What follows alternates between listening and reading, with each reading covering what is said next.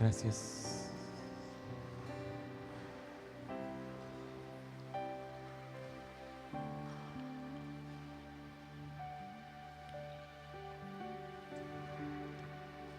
Les pido que si pueden hacer dos cosas a la vez, orar y escuchar, que oren por mí, porque la verdad es que me siento bastante descompuesto esta mañana. Pero tengo la convicción de que Dios igual va a hacer su obra. Amén.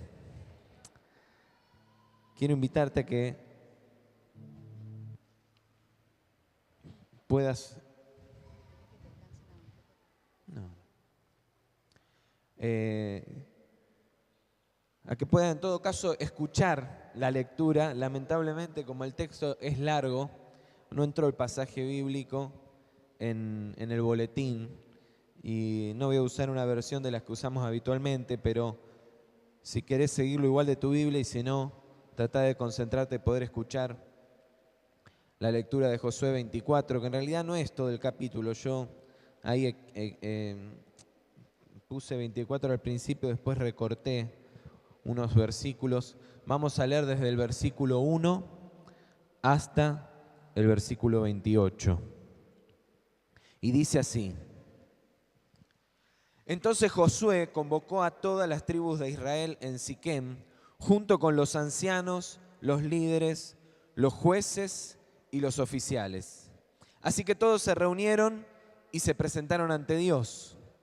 Josué le dijo al pueblo: Esto dice el Señor Dios de Israel: Hace mucho tus antepasados, entre ellos Taré, el padre de Abraham, y Nacor, vivían del otro lado del río Éufrates y rindieron culto a otros dioses. Pero yo tomé a tu antepasado Abraham de la tierra que está al otro lado del Éufrates y lo guié a la tierra de Canaán. Le di muchos descendientes por medio de su hijo Isaac. A Isaac le di a Jacob y a Esaú. A Esaú le di las montañas de Seir, mientras que Jacob y sus hijos descendieron a Egipto. Perdón, yo no hablé de los niños, pero no sé si pasaron ya. ¿Sí? Disculpen. Luego envié a Moisés y a Aarón y mandé plagas espantosas sobre Egipto, y después te saqué de allí como un pueblo libre. Pero cuando tus antepasados llegaron al Mar Rojo, los egipcios te persiguieron con sus carros de guerra y sus jinetes. Cuando tus antepasados clamaron al Señor, puse oscuridad entre ti y los egipcios. Hice que el mar cayera sobre los egipcios y los ahogara. Con tus propios ojos viste lo que hice. Luego viviste muchos años en el desierto. Finalmente te llevé a la tierra de los amorreos, al oriente del Jordán. Ellos pelearon contra ti, pero yo los destruí delante de tus ojos. Te di la victoria sobre ellos y tomaste posesión de su tierra. Después Balac, hijo de Zippor y rey de Moab, empezó una guerra contra Israel. Llamó a Balaam, hijo de Beor, para que te maldijera, pero yo no lo quise escuchar. En cambio, hice que Balaam te bendijera y entonces te rescaté de Balac. Cuando cruzaste el río Jordán y llegaste a Jericó, los hombres de Jericó pelearon contra ti, como lo hicieron los amorreos, los fereceos, los cananeos, los hititas, los gergeseos, los heveos y los jebuseos. Pero yo te di la victoria sobre ellos y envié terror antes de que llegaras para expulsar a dos reyes amorreos. No fueron tus espadas ni tus arcos los que te dieron la victoria. Yo te di tierra que no habías trabajado y ciudades que no construiste, en las cuales vives ahora. Te di viñedos y huertos de olivo como alimento, aunque tú no los plantaste. Por lo tanto, teme al Señor y sírvelo con todo el corazón. Echa fuera para siempre los ídolos que tus antepasados adoraron cuando vivían del otro lado del Éufrates y en Egipto. Sirve solo al Señor, pero si te niegas a servir al Señor, elige hoy mismo a quién servirás. ¿Acaso optarás por los dioses que tus antepasados sirvieron del otro lado del Éufrates? ¿O preferirás a los dioses de los amorreos en cuya tierra ahora vives? Pero en cuanto a mí y a mi familia, nosotros serviremos al Señor. El pueblo respondió: nosotros jamás abandonaríamos al Señor ni serviríamos a otros dioses, pues el Señor nuestro Dios es el que nos rescató a nosotros y a nuestros antepasados de la esclavitud en la tierra de Egipto. Él hizo milagros poderosos ante nuestros propios ojos. Cuando andábamos en el desierto rodeados de enemigos, Él nos protegió. Fue el Señor quien expuso a los amorreos y a las otras naciones que vivían aquí en esta tierra. Quien expulsó a los amorreos. Por lo tanto, nosotros también serviremos al Señor, porque solo Él es nuestro Dios. Entonces Josué advirtió a los israelitas: ustedes no son capaces de servir al Señor, porque Él es Dios santo y celoso.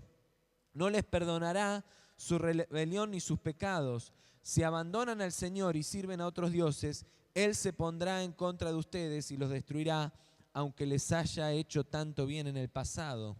Pero los israelitas respondieron a Josué: eso no, nosotros serviremos al Señor.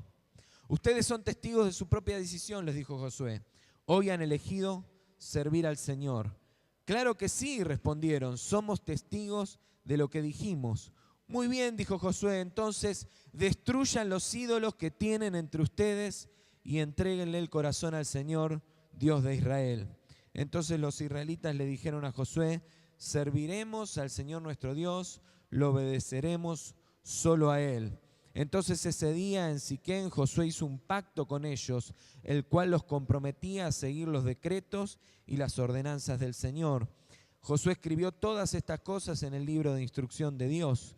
Como recordatorio del acuerdo, tomó una piedra enorme y la llevó rodando hasta debajo del árbol de terebinto que estaba junto al tabernáculo del Señor. Josué le dijo a todo el pueblo: esta piedra escuchó todo lo que el Señor nos dijo. Será un testigo en contra de ustedes si no cumplen lo que le prometieron a Dios. Después Josué mandó que todo israelita regresara a su tierra, cada uno a su hogar.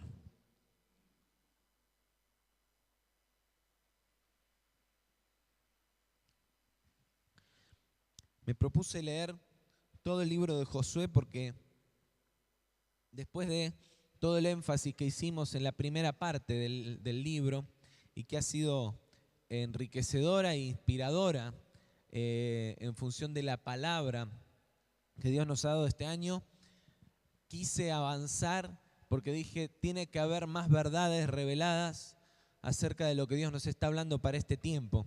Y la verdad es que, como nos pasa creo a todos, o por lo menos a la mayoría, hay un montón de partes en la historia de la Biblia que son muy pesadas de leer y que no nos dan muchas ganas, ¿no? Y tratamos de saltearlas.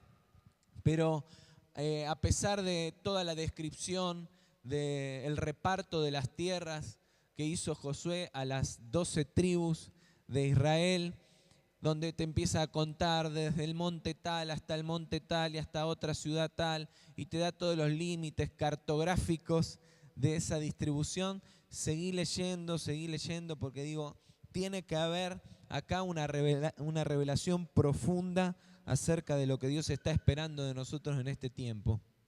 Y este es el capítulo final del libro, es el cierre. Después de todo eso, Josué reúne a todo el pueblo y les habla todo este relato que nosotros encontramos en la lectura, que es extensa, pero para mí muy importante haberla leído toda, que acabamos de hacer. Lo primero que quiero destacar, quiero introducir dos cosas antes de meterme en lo que yo creo que es lo más importante, lo más medular del mensaje. Primero, el concepto de la trascendencia, ¿sí? Una definición de diccionario dice que la trascendencia está vinculada a atravesar algún tipo de límite, ya sea físico o simbólico. Puede tratarse de un resultado o consecuencia de gran importancia o también de gran gravedad. El relato de Josué 24 muestra, a mi entender, esta característica de nuestro Dios, ¿sí? Él trasciende los tiempos, las personas, las circunstancias, los lugares, y de la misma manera sus planes trascienden, ¿sí? Los lugares, las circunstancias, las personas. Lo que Dios le estaba diciendo al pueblo de Israel en este relato de Josué 24 es: yo era antes que ustedes existieran, ya era antes que Taré. También le dice: soy hoy, todavía estoy acá. Y en las palabras de Josué y en lo que Josué le está hablando hacia adelante, que después nos vamos a introducir un poco más profundamente, le está diciendo también: voy a seguir siendo después de ustedes. Soy eterno. Mis planes también son eternos. Ya eran antes de ustedes, con sus antepasados, siguen vigentes hoy y continuarán más allá de ustedes hasta su cumplimiento. Y es muy interesante también que este mismo concepto de trascendencia de Dios mismo lo traslada al pueblo, porque yo doy ahí un ejemplo, pero si ustedes buscan en todo el pasaje lo van a encontrar. El versículo 7 dice: cuando tus antepasados clamaron al Señor, puse oscuridad entre ellos y los egipcios. No, dice entre ti y los egipcios, ¿sí? Dice: hice que el mar cayera sobre los egipcios y los ahogara.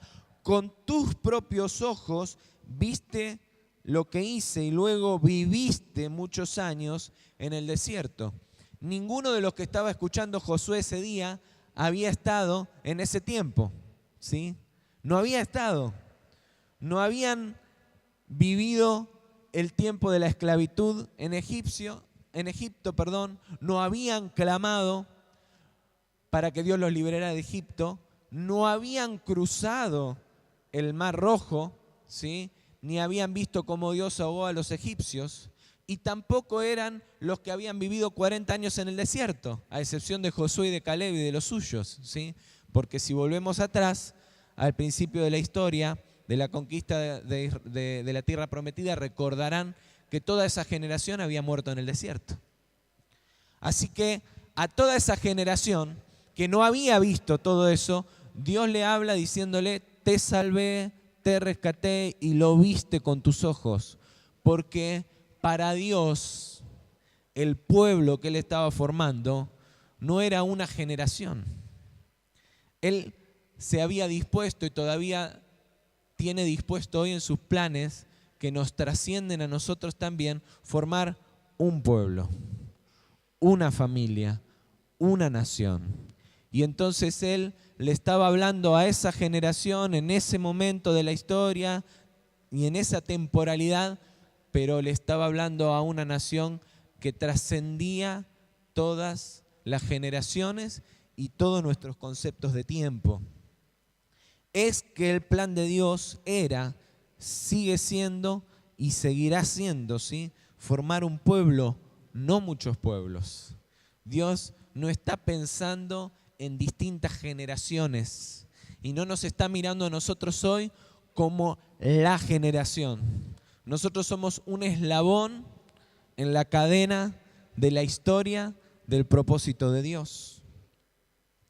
Ahora, en medio de todo eso, Dios interviene. Y entonces, lo segundo que quiero referirte es justamente la intervención y el propósito de Dios en medio de la historia, ¿sí? Porque el sentido de trascendencia de Dios y de sus planes no son una razón para que Dios nos mire un poco indiferente, como diciendo: bueno, pasa esta generación y viene otra, y ustedes son un puntito más en toda la historia, yo soy eterno, así que la verdad es que lo que les pase o no les pase a ustedes me importa poco. No, de ninguna manera, todo lo contrario.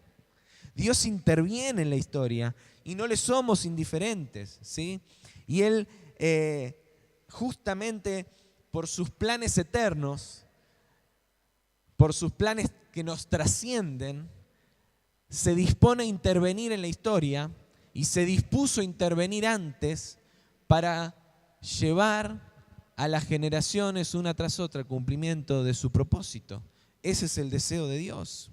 Entonces, la primera parte del relato nos muestra cómo Dios intervino en los distintos hitos dramáticos en la vida de Israel, conduciendo a su pueblo, rescatándolo, sosteniéndolo. Y hay algunas lecciones que para mí son claras y que Dios quería darle a sus hijos ese día. Lo primero es el propósito. Dios les habla de su plan de formar un pueblo y les dice: de Taré, que había adorado a otros dioses, yo rescaté a Abraham. Y después de los hijos que le di a Abraham a través de Isaac, ¿sí? Porque dice, le di a Abraham multitud de hijos, pero en realidad él tuvo uno solo, Isaac, para el cumplimiento de la promesa. Y de esos dos, a Esaú le di tierras en Seir, y después a Jacob, ¿sí?, lo elegí para formar este pueblo, porque Jacob se fue a Egipto y después la historia sigue por Egipto, ¿sí? Dios intervino, fue guiando. ¿Por qué? Porque tenía un propósito, el propósito de formar un pueblo. Les muestra cómo su intervención en la historia está ligada a ese propósito y cómo habían llegado hasta ese lugar porque Dios los había salvado, porque Dios los había rescatado, porque Dios los había corregido, los había disciplinado. En segundo lugar, habla de un camino compartido, porque permanentemente se mezcla en el relato la acción del hombre y la intervención de Dios. Dice, Jacob bajó a Egipto, ¿sí?, pero después yo los rescaté. Ustedes clamaron, yo vine en su auxilio. Permanentemente habla de esta manera el pasaje, ¿sí? Dios marcó un propósito, sus hijos respondieron y después en ese plan y en ese camino hubo permanentemente una relación, un Dios que se relaciona con sus hijos, y también está encerrado aquí el concepto de libertad que un poquito más adelante también vamos a desarrollar. Y en tercer lugar, la tercera enseñanza de este primer punto en el relato es que Dios nos habla de proceso. El plan de Dios con su pueblo no se concretaba de distintos eventos ni de hechos aislados, ¿sí? Todo esto estaba encadenado, era parte de un mismo plan, de un mismo propósito, de un proceso, ¿sí?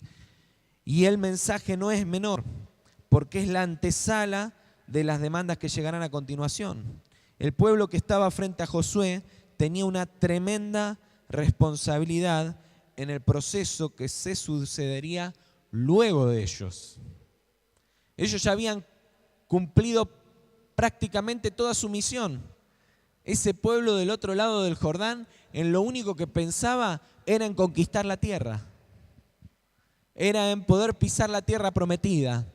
Y las tribus de Israel lo que querían era asegurarse cada uno su parcela, tener designada su tierra. Y esta generación eso ya lo había concretado, aunque no todo había terminado. Y de hecho, de eso se trata justamente el punto en el que encontramos el relato. Y por eso es que quiero detenerme ahora en el mensaje con el que Josué confronta al pueblo a partir de esa primera imagen, de ese primer relato. Él ya había cumplido su misión. Su participación en el proceso de los planes de Dios para con el pueblo estaba llegando a su fin. Y entonces los combina, los enfrenta a tomar una decisión, ¿sí?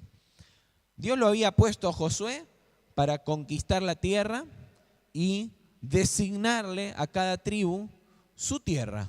Y de alguna manera Josué, que ya estaba terminando al fin de estaba llegando al fin de sus días, le estaba diciendo, muchachos, ahora se van a ir olvidando de mí. Yo ya no tengo más que hacer entre ustedes, ya hice lo que tenía que hacer. Me voy a ir a mi heredad, a la tierra que me tocó a mí, y voy a seguir con los míos. Y de hecho, en una frase que ahora enseguida la vamos a leer a fondo, dice, mi casa y yo serviremos al Señor. O sea, me voy a dedicar a hacer lo que a mí me toca con los míos. Creo que ese desafío es el que nos llega también a nosotros hoy. Primero les habla de la bendición de la obediencia. Josué se basa en esta verdad. Destaca cómo por la obediencia Dios les entregó la victoria en la conquista de la tierra y cómo aún los bendijo disfrutando de los frutos por los que no trabajaron. Porque el pueblo de la generación anterior, ¿sí?, esa parte del pueblo que se había quedado en el desierto no le creyó a Dios. Fue desobediente a la voz de Dios y no tuvo fe para creer que Dios les podía dar la tierra. Pero este es el pueblo que había tenido fe. Esta es la generación que se había levantado para decir, nosotros podremos, Dios estará con nosotros. Y habían cruzado la tierra y habían tomado posesión de los límites de esa tierra. Y todavía le faltaba mucho por conquistar, de hecho, porque la tierra estaba habitada, pero había tomado posesión de esa tierra.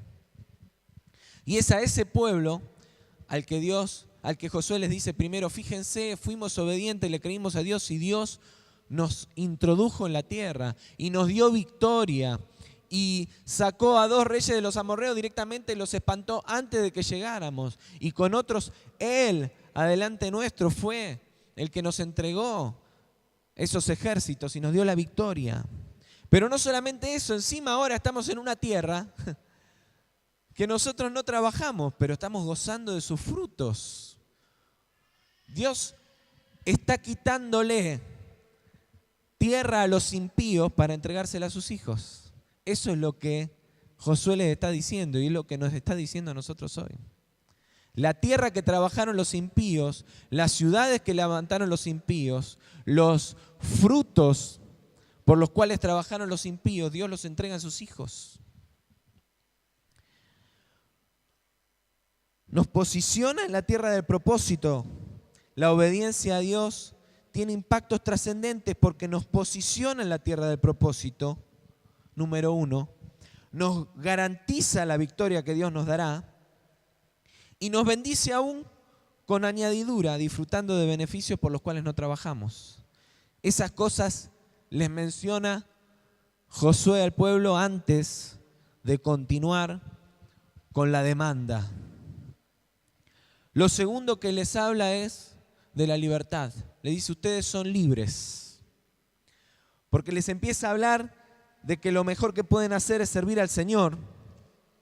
A partir del versículo 14 le dice, teman al Señor y sírvanlo. Pero al fin y al cabo les dice, ustedes en realidad pueden elegir qué es lo que quieren hacer. ¿Sí? Ahí hay un error, porque yo puse luego de recordarles los beneficios de la libertad y en realidad de recordarles los beneficios de la obediencia, les explica que son libres en tierra de libertad y les dice, ustedes tienen que tomar una decisión. Nadie toma decisiones si no es libre para decidir. Y son 3 los escenarios que les presenta. El primero le dice, podemos elegir vivir en la obediencia a Dios, que es la que nos sacó de la tierra de esclavitud y luego del desierto para introducirnos en la tierra del propósito y gozar de toda su bendición. Podemos elegir seguir aferrados a los dioses y las costumbres de la tierra de la que Dios nos sacó, aun cuando nosotros habíamos elegido salir de allí. Primeras 2, ¿sí? Una es, introducite en la tierra de la obediencia y seguí este camino que es el que te trajo hasta acá. Y la otra es, bueno, ahora que estás en la tierra del propósito que Dios ya te trajo hasta acá, seguí mirando al pasado, seguí sufriendo como en el pasado, seguí con los mismos dolores del pasado, seguí aferrado a los dioses y a los ídolos del pasado, aunque Dios ya te introdujo a la tierra. Pero el tercero para mí es el más peligroso, porque le dice también podemos elegir mezclarnos con los nuevos dioses que nos presenta esta tierra, la tierra de la bendición. Porque la tierra estaba habitada y había otros dioses en esa tierra. Y también podían adoptar esos dioses, que también tenían sus cosas lindas, atractivas, deseables. Y es acá donde a mí me impacta lo que ocurre, ¿no? Porque es donde se manifiesta la impiedad. La impiedad es la falta de piedad. Y la piedad tiene que ver con apegarse a aquello que uno persigue, ¿no? En los diccionarios esto lo refiere como religión. Nosotros sabemos que seguir a Dios es más que una religión. Pero sin embargo, eso no hace que estemos libres de la impiedad. Y por eso a mí me impacta tanto el versículo 23.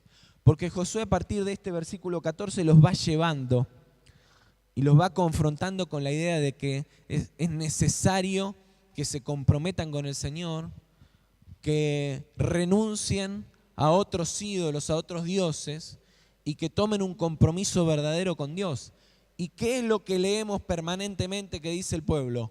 No vamos a abandonar a nuestro Dios. Dios nos salvó, Dios nos rescató, Dios es nuestro Rey, es nuestro Señor, Él es todopoderoso, a Él vamos a seguir, a Él vamos a servir. Lo mismo que hacemos nosotros todos los domingos.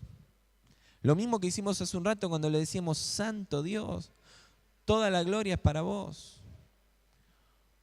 Consume todo lo que soy. Te entrego mi vida. Señor, todo está a tu servicio. Una y otra vez. Una y otra vez. Y no solo eso, sino que les dice, ustedes son testigos contra ustedes mismos. Son testigos de su propia decisión. Y ellos le dijeron, claro que sí, somos testigos de lo que dijimos. Y sin embargo en el versículo 23 le dice, muy bien, entonces destruyan los ídolos que tienen entre ustedes y entréguenle el corazón al Señor Dios de Israel. Es evidente que más allá de todas las confesiones que el pueblo tenía y que el pueblo hacía, ya habían levantado ídolos y dioses entre ellos, aparte del Señor. Los confronta, le dice abandonen los ídolos, y el pueblo le dice sí, pero lo cierto es que los ídolos ya estaban entre ellos y una de dos, o no lo podían ver o no lo querían reconocer. El mayor peligro en la tierra prometida es idolatrar la conquista.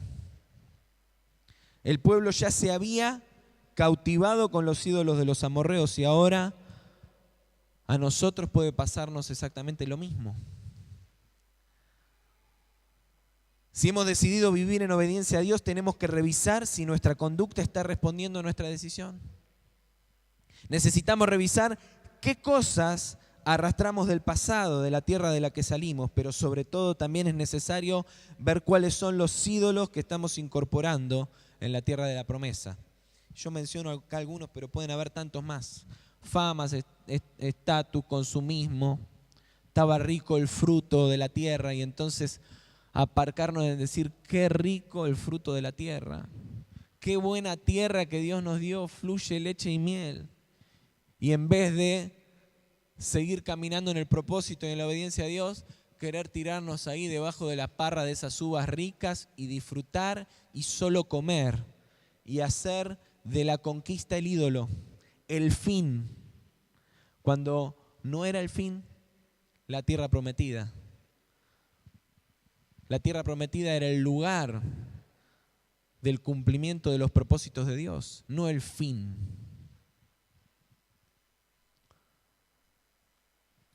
Hay un elemento también que está presente una vez más y que ha estado presente en toda la palabra que Dios nos está hablando este año.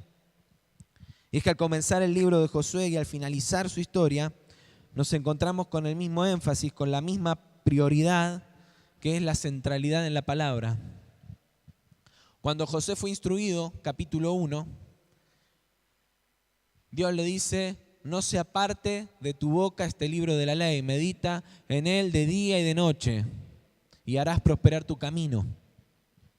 Y ahora Josué, de nuevo, delante del pueblo, hace pacto con ellos para que sigan la ley y los decretos del Señor y les dice, guíense por la palabra. Estamos caminando en la tierra prometida, ¿cuántos lo creen? Yo lo creo.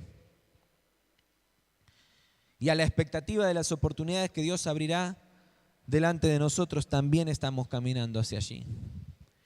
Y Dios nos habla una vez más de lo mismo. Debemos escudriñar la Biblia, leerla profundamente, conocer su mensaje, comprender el proceso del plan de Dios con su pueblo y la humanidad. ¿Cuántos tienen hambre de la palabra de Dios? ¿Cuántos creen que sería buenísimo que este año profundicemos la palabra? ¿Cuántos se comprometen con esa profundización? Bueno, agéndense, primer domingo de abril, casi con toda seguridad, nos tenemos que empezar a reunir a las 10, media hora antes, porque vamos a empezar a estudiar la palabra. Jueves y viernes estuve reunido con el pastor Eduardo Crema, estamos trabajando acerca del contenido del estudio que vamos a hacer, pero este año vamos a trabajar toda la palabra. Vamos a hacerle un panorama completo a la Biblia de inicio a fin de manera cronológica. La vamos a leer estudiando la palabra en sentido de historia. Justamente para ver esto, cómo desde el inicio hasta el fin de la Biblia hay un propósito de Dios que es uno y que tenemos que comprender, que tenemos que conocer, porque necesitamos entender de qué se trata lo que Dios quería hacer. Pero no basta solamente con eso. El segundo punto es que necesitamos tener revelación acerca de cómo esa historia trasciende los tiempos, las circunstancias, las personas y nos alcanza a nosotros hoy. Porque si no, vamos a ser eruditos en historia de la Biblia, pero vamos a estar estancados en el propósito de lo que Dios quiere hacer con nuestras vidas y fracasados en ese intento. Comprender qué quiere Dios decirnos a nosotros en nuestra propia realidad y qué demanda de nuestras vidas hoy. Necesitamos entender cómo la historia del propósito de Dios nos alcanza a nosotros y nos incluye a nosotros y también nos trasciende a nosotros. Tenemos que responder a esa revelación además, porque no sirve con conocer la historia y con entender que Dios también tiene un propósito para mí, sino que necesitamos también a esa revelación seguirla en obediencia, dejando que la palabra opere en nuestra vida. Y para esto, lo mejor que podemos hacer es recordar el mensaje del pastor Rubén Gasparini en el mes de enero, cuando nos compartió el lema de familia para este año y nos contó que se basa en 2 Timoteo 3, 16 y 17, que lo único que tienen que hacer es ir a leerlo y dejar que Dios les explique y les hable. Pero para finalizar entonces,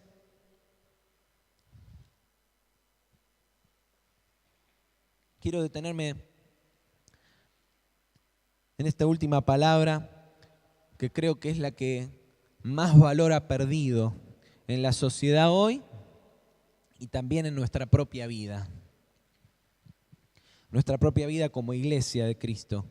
Y es que lo que Dios está transmitiendo en esta palabra y lo que Dios le estaba hablando al pueblo de Israel es que hay un legado. Esto es lo que Dios quería mostrarles a través de todo el relato y aquello con lo que Josué estaba desafiando al pueblo. Josué ya había cumplido su misión. Ya no seguiría guiando al pueblo, esto lo dijimos antes. Les dejaba un legado físico, ¿por qué? Porque les había entregado la tierra de la promesa. Pero también les dejaba un legado mucho más importante, la ley, los decretos y la comunión con un Dios trascendente, que les garantizaba la victoria más allá de él mismo. Yo me voy a quedar en mi casa, me voy a dedicar a los míos, me voy a dedicar a servir con mi familia y a hacer correr el legado en la parte que me toca a mí. Pero a cada uno de nosotros nos toca una parte. Los primeros capítulos del libro de Jueces comienzan relatando que las tribus de Israel tuvieron que seguir conquistando ciudades y estableciendo su dominio sobre la tierra que Dios les había entregado. Si ustedes leen ahí van a ver cómo Judá llama a una de las tribus hermanas y le dice: vení, ayúdame, que tengo que conquistar alguna de las ciudades de la tierra que Dios me asignó a mí. Y después yo te voy a ayudar a vos. Es claro que el tiempo de la conquista no se había terminado.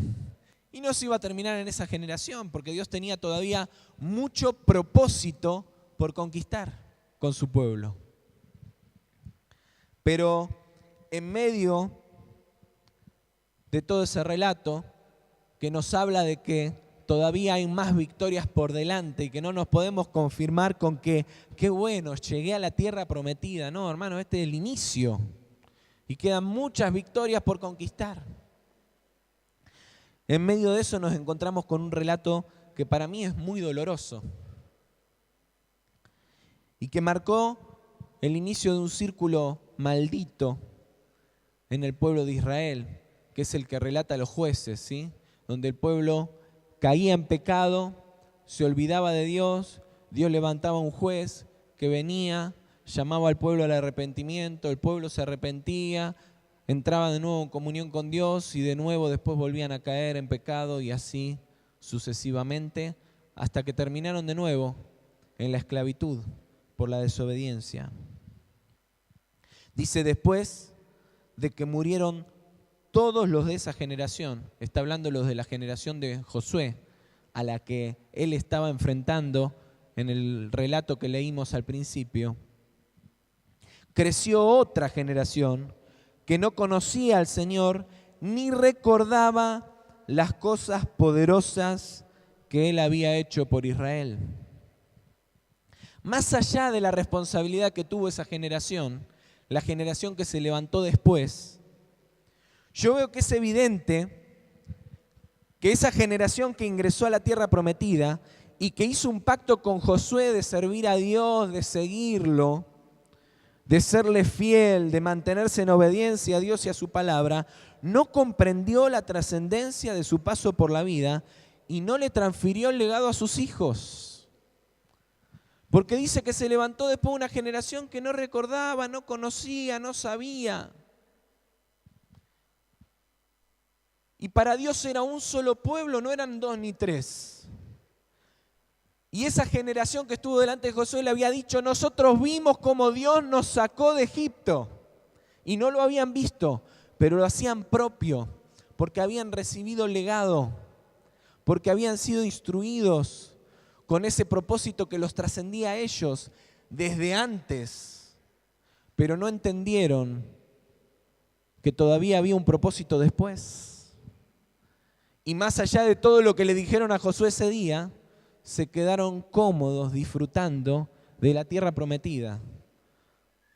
Quizá el problema estuvo aún en las generaciones anteriores, porque hicieron tanto énfasis en la conquista de la tierra que lo único que esperaban era eso, llegar a la tierra prometida. Y de hecho la generación que murió en el desierto estuvo 40 años lamentándose por no poder alcanzar la tierra. Y entonces esa generación había entendido mal y había creído que el fin de todo el plan de Dios era conquistar la tierra. Y llegaron a la tierra y se acomodaron y se olvidaron de Dios. Se olvidaron de que era Dios el que los sustentaba, se olvidaron de que era Dios el que les había dado la tierra y se olvidaron de que todavía los propósitos de Dios estaban vigentes y lejos de haberse cumplido por completo. Y entonces se levantó una generación que no conocía a Dios, que no recordaba todo lo que Dios había hecho y que no valoraba la importancia de seguir manteniéndose fieles en obediencia al Señor. El legado es el que nos permite conectar nuestra vida y nuestro paso por la tierra con el Dios trascendente de planes trascendentes, para convertir, al fin y al cabo, nuestro propio peregrinar por la vida en algo trascendente.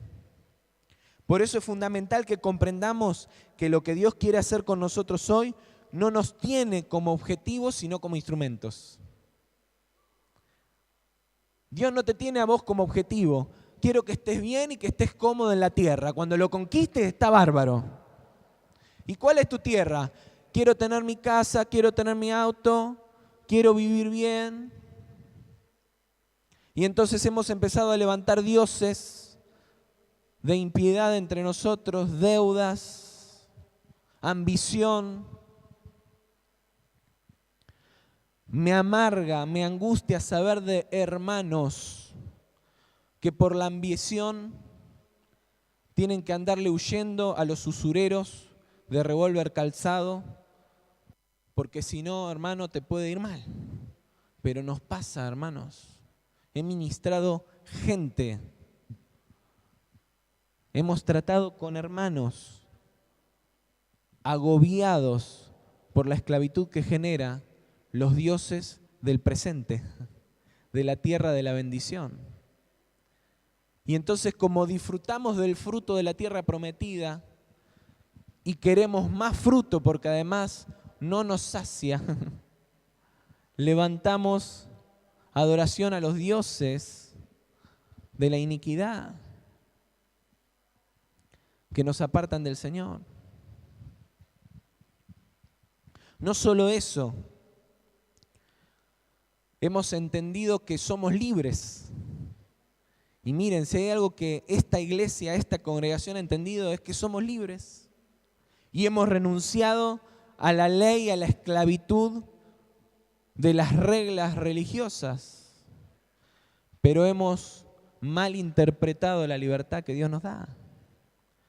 Y entonces, algunos dicen, capaz que tendríamos que volver atrás para ajustarnos de nuevo un poquito a entender que hay cosas que son importantes delante del Señor. Y entonces decimos, no, pero si nosotros amamos a Dios, pero para amar al Señor no hace falta venir al templo. Y estamos de acuerdo.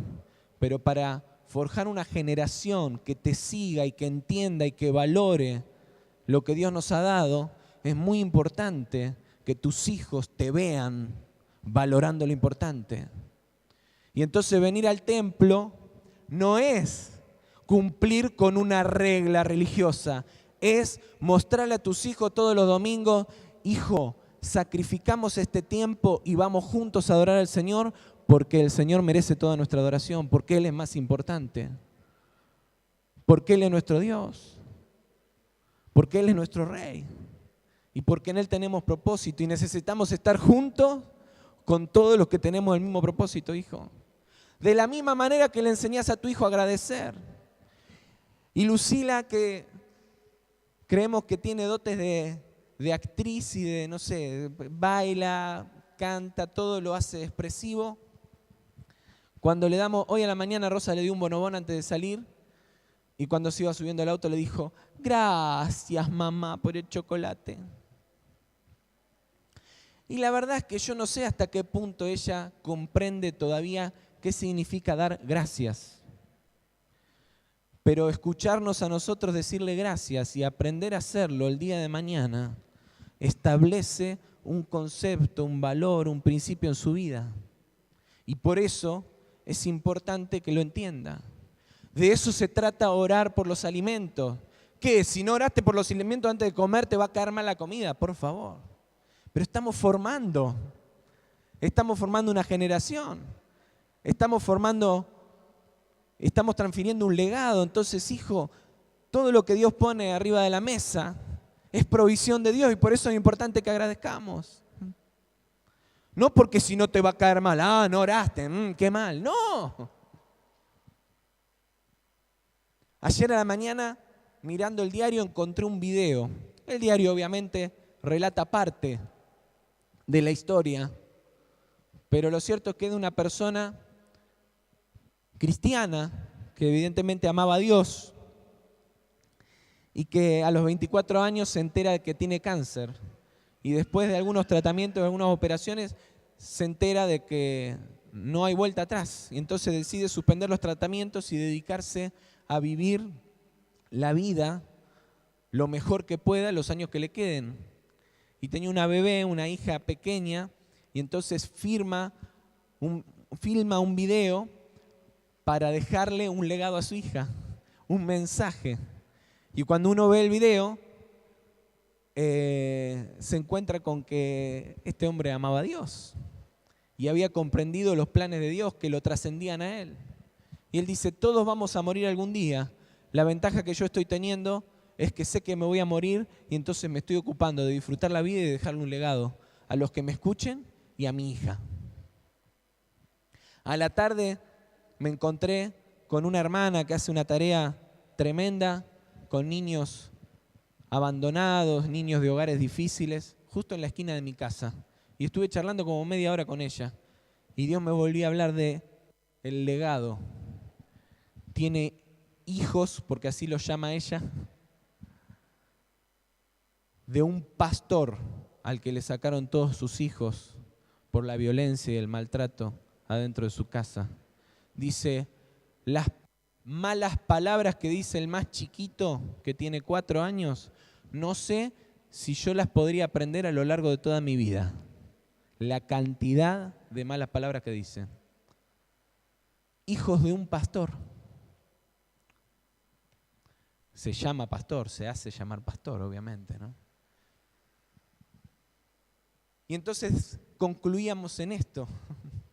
El problema de la juventud de hoy, de los delincuentes de hoy, de los adolescentes de hoy, de los que hoy renegamos, esta generación está perdida, no es de ellos. Es de los padres que no hemos sabido formar hijos diferentes, que diluimos los principios, los valores, que nos convencimos de que las tradiciones no servían para nada, que las reglas no sirven para nada.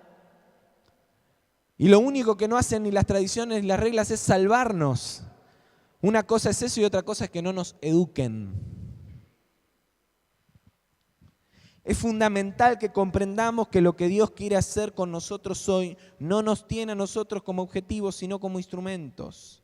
Y necesitamos comprender la dimensión de trascendencia que tiene nuestro propósito en Dios y ocuparnos del legado, lo cual involucra a todas las generaciones que coexistimos hoy. Los que están dejando el legado, los que están hoy conduciendo las riendas del legado y los que van a heredar el legado. Yo le decía a Eduardo,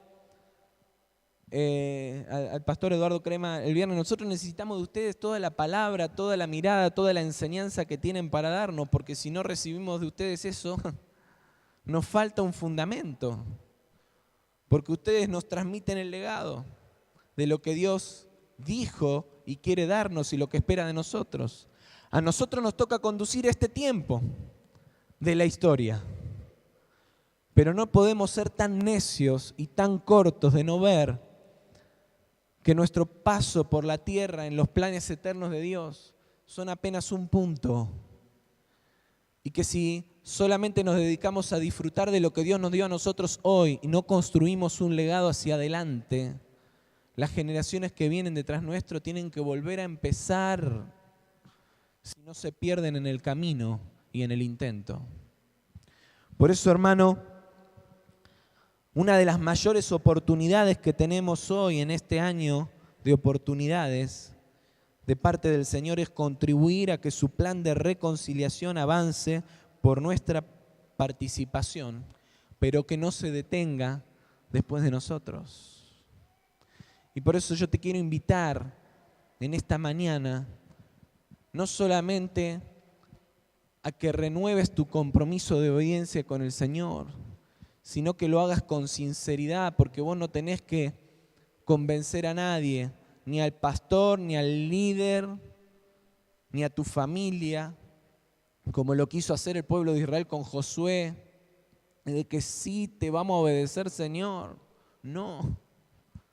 El primero que tiene que estar convencido es uno mismo.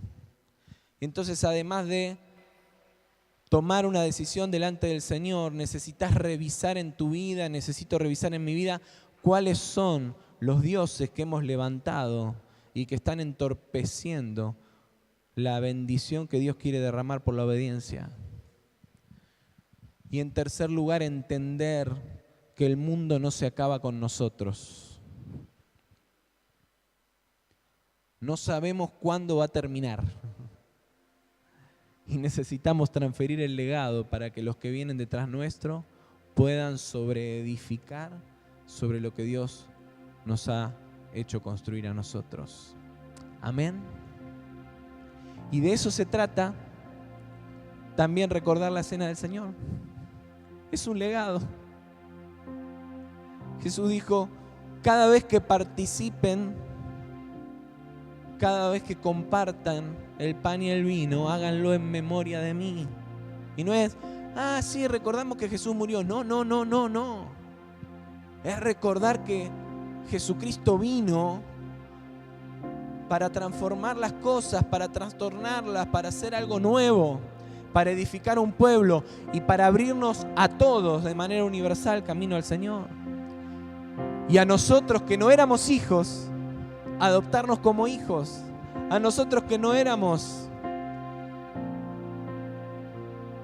descendientes de Abraham, de Isaac y de Jacob, hacernos por la adopción por medio de Jesucristo hijos.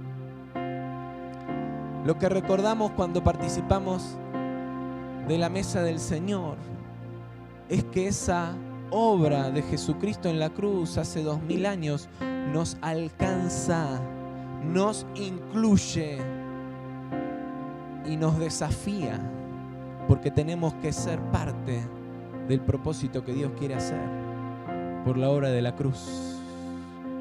Así que yo te invito a que cierres tus ojos un momento. Y si Dios ha hablado a tu corazón,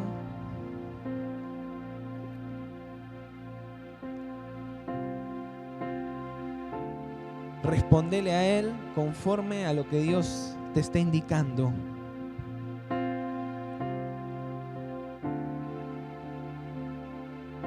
Y después de tomarte el tiempo,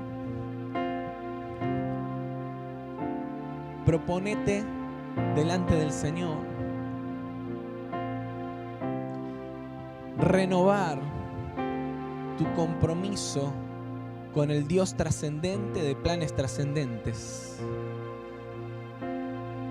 y responsabilizarte y responsabilizarnos del legado que Dios ha puesto en nuestras manos hoy. Y de manera simbólica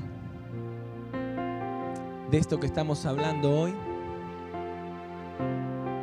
vamos a compartir la cena en los mismos términos.